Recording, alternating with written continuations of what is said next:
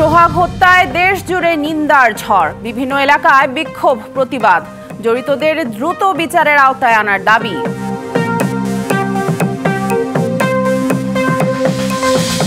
Mob সৃষ্টিতে অন্তর্বর্তী সরকারের মদত আছে কিনা প্রশ্ন তারেক রহমানের। জানমালের নিরাপত্তা না দিতে পারার অভিযোগ। বাংলাদেশে কোনো চাঁদাবাজের জায়গা হবে না, পরিণতি হবে ফ্যাসিস্ট হাসিনার মতোই। জুলাই পদযাত্রায় নাহিদ ইসলামের হুঁশিয়ারি। সংস্কারে দলগুলোর সমর্থন কাজে লাগাতে পারেনি সরকার, অভিযোগ রাজনীতিকদের। প্রতিষ্ঠানের ঊর্ধ্বে ব্যক্তি নয়, এমন কাঠামো নিশ্চিতের চেষ্টায় ঐকমত্য কমিশন।